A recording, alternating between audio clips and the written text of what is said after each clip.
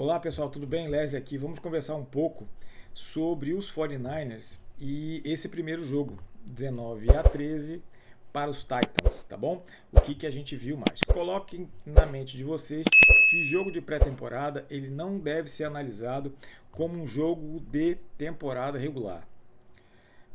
Para que ele se presta? Ver se as unidades estão funcionando, se está tudo mais ou menos funcionando de forma adequada, né, se as unidades estão funcionando e aqueles jogadores, para saber se aqueles jogadores que estão lá eles têm condições de fazer o entrar no time dos 53 jogadores que vão para a temporada regular do plantel, digamos assim, daquele time, tá? O que acontece? Você tem 90 jogadores, vai passar para 53. Na verdade são 50, porque 3 são os special teamers. Então você vai cortar muito jogador. Tem aquela experiência para ver se o jogador tem a condição de jogar. Vamos dividir aqui o vídeo na parte da defesa e depois na parte do ataque. Tá bom? Lembrando aqui que a defesa, o que eles mais testaram ali, na minha visão, foram jogadores de linha defensiva e os linebackers. Lembrando que no esquema do Kyle Shanahan, e agora a gente tem um novo coordenador defensivo, em geral, eles valorizam muito o core do linebacker. O linebacker é o grande cara, o grande core dessa defesa. Não é o restante, não é a secundária e tudo mais. E então o que aconteceu? O Bethune e o Nick Martin jogaram bem. Eu gostei da participação deles, me surpreendeu. O outro jogador era um jogador que eu não me recordo o nome aqui, que ele entrou e saiu, mas o pessoal elogiou bastante ele.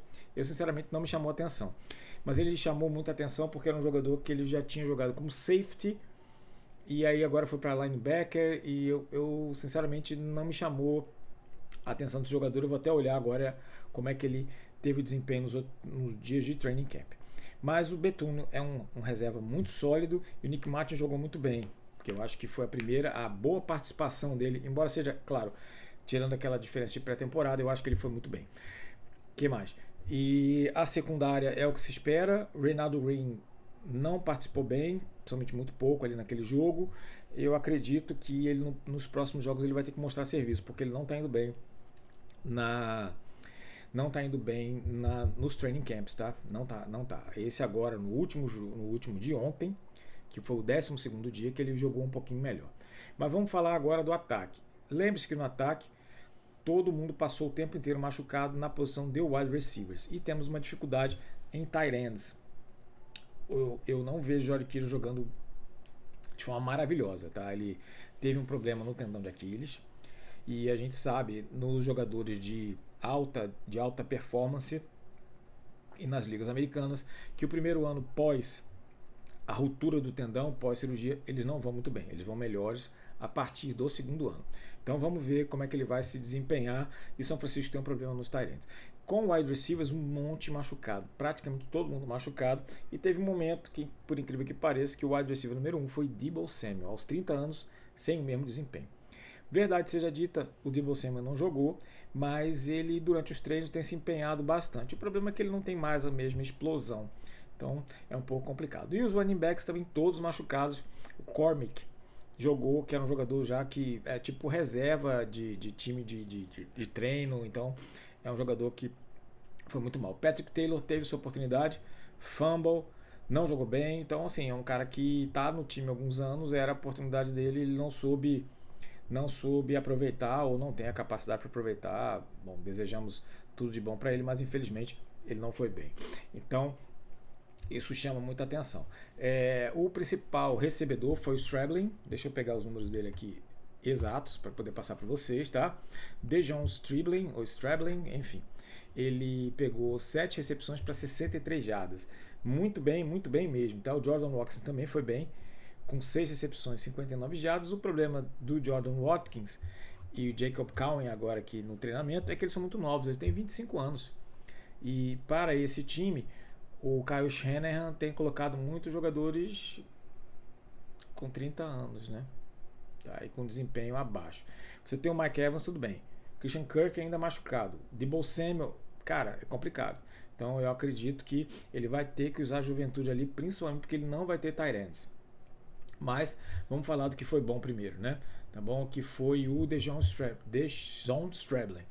E ele surpreendeu, principalmente em rotas, pegou alguns passes contestados e está fazendo o seu nome. E digo mais, tá? Ele vai funcionar como wide receiver número 1, provavelmente nos primeiros jogos.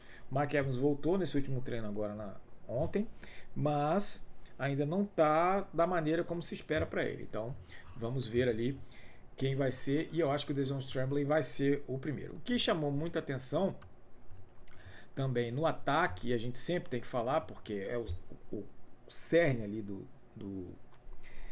de todos os ataques, que é o QB. Então, 2 jogadores jogaram o QB. Foi o Curtis Rourke e o Adrian Martinez. O Adrian Martinez entrou depois que o Rourke se machucou. E eu acho, cara, o Adrian Martinez não tem condição de jogar, não. É um jogador realmente, parece que é uma boa pessoa.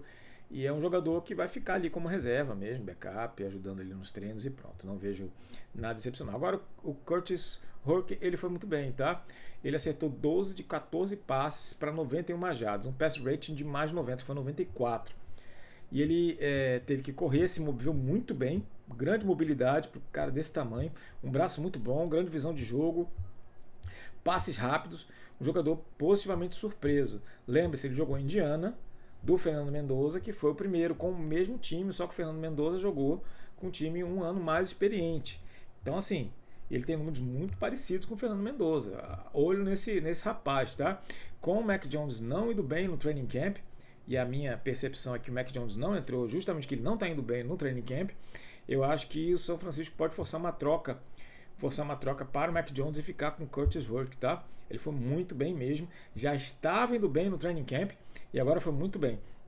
Acredito que ele não tenha sido draftado em uma posição melhor por conta da lesão no joelho. Agora lembrando, ele jogou o ano inteiro com a lesão no joelho. Então é um cara duro e que tem condições de jogo, tá? Fiquei positivamente surpreso.